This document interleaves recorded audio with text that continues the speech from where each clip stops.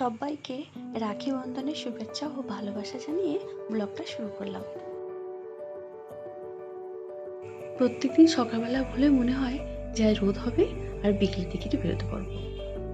তারপর শুরু হয় বৃষ্টি, আর বাড়ির সামনে এত জল জমে আছে যে বেরোনোর উপায় নেই।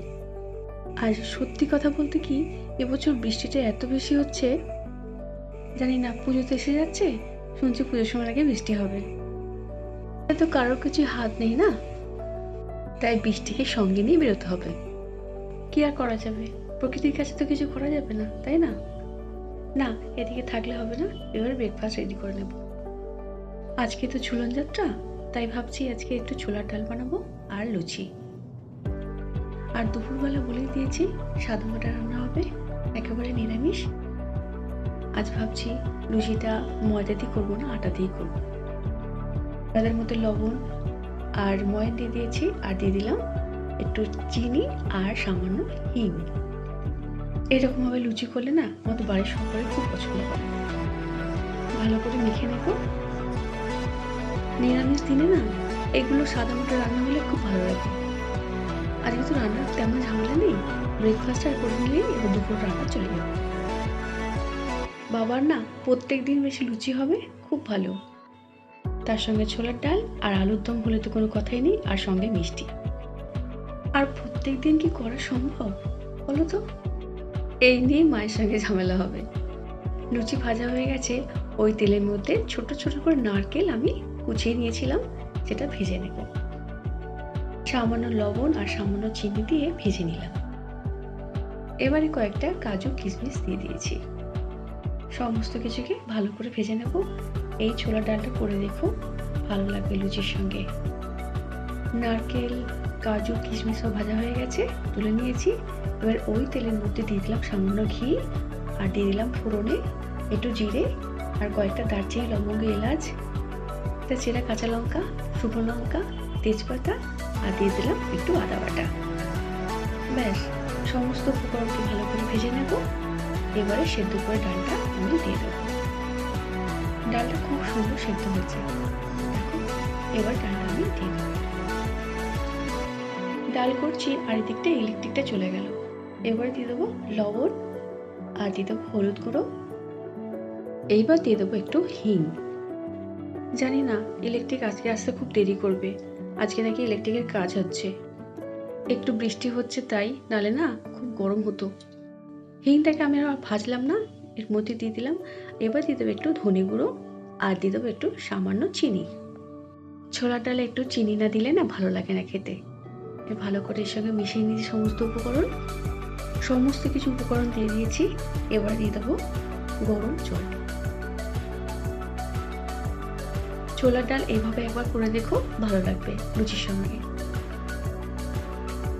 এবারে আগে থেকে যে কাজু কিশমিশটা ভেজে রেখেছিলাম না, নারকেল, সেটা এর মধ্যে এবারে দিয়ে দেবো। একটু ফুটে উঠলে এটাকে আমি নামিয়ে নেব। নারকেলটাকে একটু ছোট ছোট করে কাটলে খুব ভালো লাগবে খেতে। আর এবার নামানোর আগে দিয়ে দিলাম একটু সামান্য ঘি। ব্যাস, আমার ছোলার ডাল রেডি হয়ে গেছে। এবার এটাকে নামিয়ে নেব। গরম গরম ছোলার ডাল রেডি হয়ে গেছে, তার সঙ্গে লুচি। এবার সবাইকে খাবারটা দিয়ে দেবো।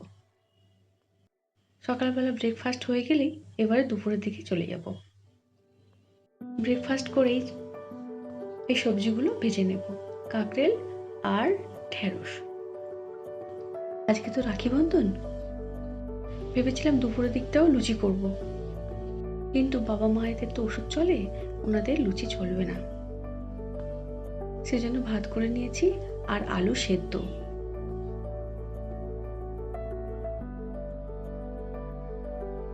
আলু সেদ্ধের মধ্যে কাঁচা লঙ্কা দিয়ে দিয়েছি, আর সামান্য লবণ আর সামান্য তেল দিয়ে ভালো করে মেখে নেব।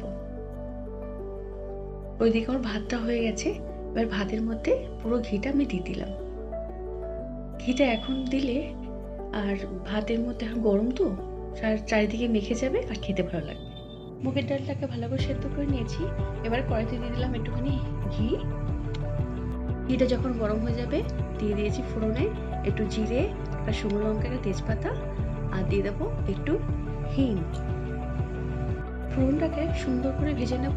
এবার দিয়ে দেবো আদা বাটা। আদা বাটাটা দিয়ে ভালো করে কষিয়ে নেব। এবার দিয়ে দেবো মুগের ডাল সেদ্ধটা। নিরামিষ দিনে মুগের ডাল এরকম করে করো, আর গরম গরম ভাত, আলু ভাতে অপূর্ব লাগবে। দিয়ে দিলাম লবণ আর একটু হলুদ, আর দিয়ে দেবো সামান্য চিনি। ডালটা সুন্দর করে ফুটে উঠেছে, এবার নামিয়ে নেব। নামানোর আগে দিয়ে দেবো একটুখানি ঘি। আমার দুপুরে গরম গরম ডাল রেডি। আর এদিকে বাবা বাজার নিয়ে চলে এসেছে। মা সমস্ত বাজারগুলো গুছিয়ে রাখছে। কত মাছ নিয়ে চলে এসেছে। ও ইলেকট্রিকের কাজ হচ্ছে। আজকে তো সব কিছু করবো না, আমার সমস্ত কিছু রান্নার কমপ্লিট হয়ে গেছে। আর এই দেখো ইলেকট্রিকের কাজ এখন হচ্ছে। দেখো শুধু কত জল জমে আছে। কলকাতায় একটাই সমস্যা, সবাইকে ব্যতিব্যস্ত করে তোলে। আমি দেখতেও পাচ্ছি জলের ব্যবস্থাটা করা নেই, আর পানীয় জলের ব্যবস্থাটা খুব খারাপ। মানে এই সমস্যা দুটো খুব মারাত্মক। এদিকে দুপুরবেলা মা সমস্ত ভাত রেডি করে দিয়েছে, আমরা খাওয়া দাওয়া করে নেবো। তোমরাও খাওয়া দাওয়া করে নাও। আজ ব্লগটা এখানে শেষ করছি। সবাই খুব ভালো থেকো।